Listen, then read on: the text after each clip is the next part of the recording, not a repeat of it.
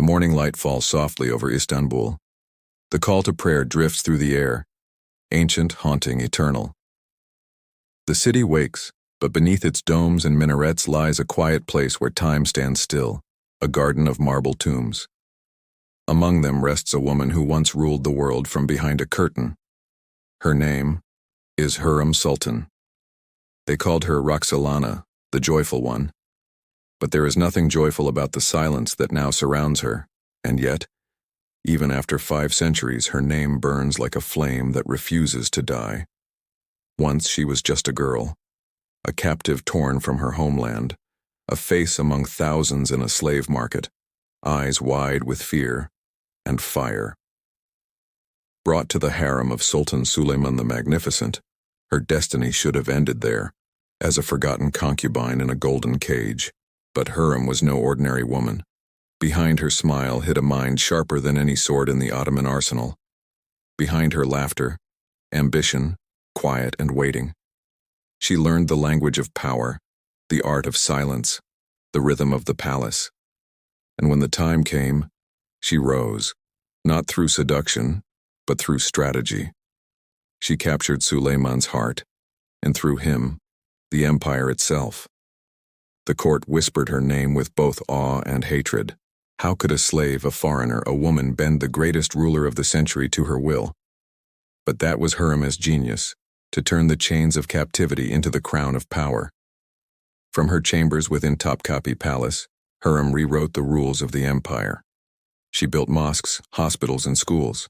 She negotiated with foreign kings, wrote letters in elegant calligraphy, and advised Suleiman on state affairs. For the first time in Ottoman history, a woman's voice echoed within the Council of Men. Her enemies called her the Witch of the Harem, but she called herself the Mother of the Empire. She birthed princes who would one day rule, and she dreamed of building a dynasty. A world ruled not by men alone, but by those who understood the delicate power of mercy and mind. Yet power, like fire, consumes what it touches. The harem became a battlefield of whispers, each glance a dagger, each smile a trap. Hürrem's rise brought enemies, among the viziers, the generals, and even within Suleiman's own bloodline. And though her love with the Sultan was real, it was also a storm, beautiful, destructive, and bound to end in tragedy. Hurrem Sultan died before Suleiman, but her shadow did not. When her tomb was sealed, many thought her story had ended, but in truth it had only just begun, for her spirit, her influence, would haunt the empire for centuries. Her sons inherited her fire, her daughters carried her cunning, and the women who followed her, Nurbanu Sultan, Kosem Sultan, Turhan Sultan, all bore her legacy. They ruled through veils and silence, commanding armies, deciding wars, and executing viziers, and all of them whispered one name in secret, Hürrem. She had shown them what was possible. She had proven that the harem was not a prison, but a throne room hidden behind golden screens. After Hürrem's death, the empire entered what historians call the Sultanate of Women, an era where queens, mothers, and concubines ruled from the shadows. Nurbanu Sultan, the Venetian-born wife of Selim II, used Hürrem's methods to control the empire's politics. Kosem Sultan, the most powerful of them all, became regent of the empire, a queen in all but name. She commanded armies from the palace, placed sultans on the throne, and fell to betrayal only after decades of rule. Turhan Sultan, the last of these queens, continued the legacy, building mosques, reshaping the empire's politics, and carrying Hürrem's memory into a new age. Hürrem's bloodline had birthed an empire of queens, women who wielded the art of influence as fiercely as men wielded the sword. The empire that once enslaved her had learned to kneel to women like her. Centuries passed. Empires rose and crumbled. The Ottoman dynasty, once the most powerful force on earth, fell into silence. But Hürrem Sultan's name refused to vanish. She appeared in paintings across Europe, her image turned into exotic fantasy. She appeared in poems, operas, and tales, sometimes saint, sometimes seductress. But even in distortion, her power grew. Because every generation that rediscovered her saw something of themselves in her story. A woman out of place, fighting to shape her own destiny. In the West, they saw romance. In the East, they saw power. In truth, she was both. A lover and a ruler. A mother and a strategist. A flame that burned too bright for her time. When the empire finally fell in the 20th century, Turkey became a republic, modern, secular, reborn. But Hürrem's story did not fade. Instead, she re-emerged. Her letters were translated, her buildings restored, her name once again spoken with awe, not as a concubine, but as a visionary. Television series, novels, and historians began to reimagine her life. The world rediscovered Hürrem not as a manipulator, but as a woman ahead of her time. A woman who understood diplomacy, education, and human nature better than the generals who surrounded her. Today in the classrooms of Istanbul, young women study her life and whisper, "If she could change her world, why can't we change ours?"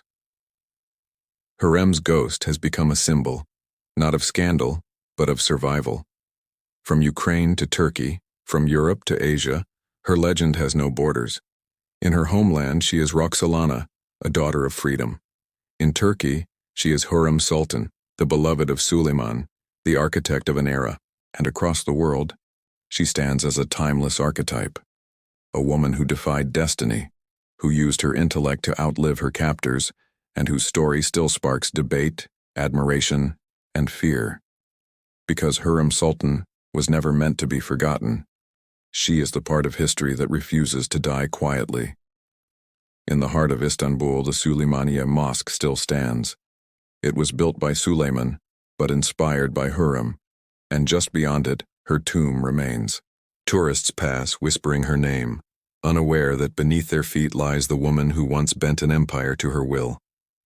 At dusk, as the sky burns orange, her shadow stretches long across the city, from her mosque to her palace, from her palace to the Bosphorus.